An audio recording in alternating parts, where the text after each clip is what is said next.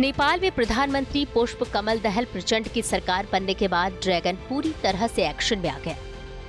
चीन भारत को जवाब देने के लिए न केवल हिमालय में ट्रेन दौड़ाने की तैयारी कर रहा है, बल्कि 3 साल के बाद नेपाल से लगी सीमा को व्यापार के लिए भी खोल दिया।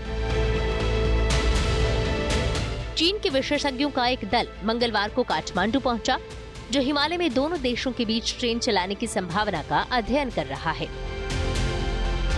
इससे पहले पूर्व प्रधानमंत्री शेर बहादुर देउबा ने इस चीनी रेल प्रोजेक्ट पर आपत्ति जताई थी, क्योंकि श्रीलंका की तरह नेपाल भी चीन के कर्ज जाल में फंस सकता है।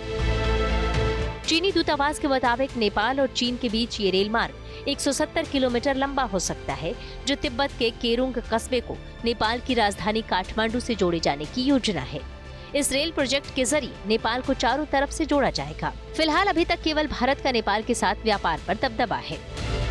जहाँ तक नेपाल में नई सरकार की आने की बात है या वहाँ पर रेलवे और एयरपोर्ट्स और इंफ्रास्ट्रक्चर को ऑपरेशनलाइज करने की बात है, तो जैसा हम सब जानते हैं कि जो केपी शर्मा ओली और प्रचंडा की जो सरकार नई है, उनका कुछ ना कुछ तो चाइना के साथ कम्युनिस्ट होने की वजह से भी और वैसे झुकाव काफ़ी है, रिश्ते भी उनके काफ़ी प्रगाढ़ रहे हैं। लेकिन इसका मतलब ये नहीं है कि भारत के साथ उनके रिश्तों में किसी तरह की कोई कमी आएगी। ये बात है कि हर एक नेबरिंग कंट्री जो है वो जब दो उसके पास बड़ी ताकतें हैं जिनसे वो कुछ फ़ायदा उठा सकता है, उनके साथ में मिलकर के कुछ आगे बढ़ा सकता है, तो उसकी कोशिश करता है, जिससे उसे एक तरह की स्ट्रेटजिक ऑटोनॉमी का भी आभास होता है। भारत के रास्ते ही नेपाल व्यापार करता है। यही नहीं, चीन ने करीब 3 साल के बाद नेपाल के रासु वागादही सीमा क्रॉसिंग को खोल दिया। रासु वागादही नेपाल और चीन के बीच सबसे पुरानी व्यापार सीमा क्रॉसिंग है। इसके जरिए नेपाल चीन से कपड़े, सेब, जूते, बैग, मोटर, बैटरी जैसे सामानों का आयात करता है। ये घटनाक्रम ऐसे समय पर हुआ है जब नेपाल में चीन के इशारे पर नाचने वाले केपी शर्मा ओली के समर्थन से प्रचंड की सरकार बनी है। नेपाल में प्रचंड सरकार के बनने के बाद चीन ने ऐलान किया कि वो बेल्ट एंड रोड परियोजना को आगे बढ़ाएगा। ये रेल मार्ग भी चीन के बेल्ट एंड रोड प्रोजेक्ट का हिस्सा है। नेपाल साल 2017 में सबसे पहले प्रचंड के प्रधानमंत्री रहने के दौरान ही BRI में शामिल हुआ था। तो ये चीन को एक मौका फिर से मिल गया। पहले भी हमने देखा है कि उनकी सरकार के टाइम पे एक्शन काफ़ी सारी नए प्रोजेक्ट्स आए थे। तो ये एक देखने की बात है कि आगे किस तरह से बातें बढ़ेंगी।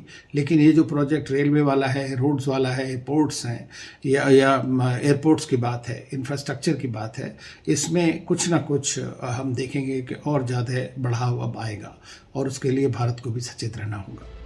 वहीं अमेरिका से किनारा कर चुके सऊदी अरब के प्रिंस मोहम्मद बिन सलमान भारत की टेंशन बढ़ा सकते हैं। सऊदी प्रिंस ने अमेरिका को कड़ा संदेश देने के लिए चीन के राष्ट्रपति जिनपिंग का जोरदार स्वागत किया था। यही नहीं, सऊदी अरब और चीन के बीच अरबों डॉलर का समझौता भी हुआ था। अब पाकिस्तानी विशेषज्ञों का दावा है कि सऊदी अरब पाकिस्तान में चाइना पाकिस्तान आर्थिक कॉरिडोर यानी CPEC में बड़ा निवेश कर सकता है। ये वही CPEC है जो POK से होकर गुजरता है और भारत इसका कड़ा विरोध करता है।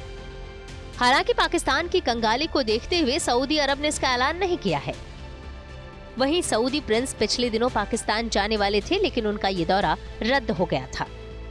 पाकिस्तानी विशेषज्ञों का कहना है कि सऊदी अरब के प्रिंस CPEC में निवेश करके चीन और पाकिस्तान के साथ अपने रिश्ते को मजबूत करना चाहते हैं।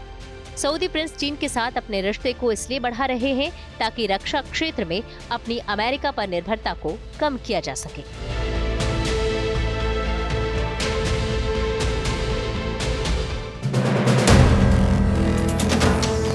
वीडियो पसंद आया तो हमें लाइक, कमेंट, शेयर और सब्सक्राइब जरूर करें।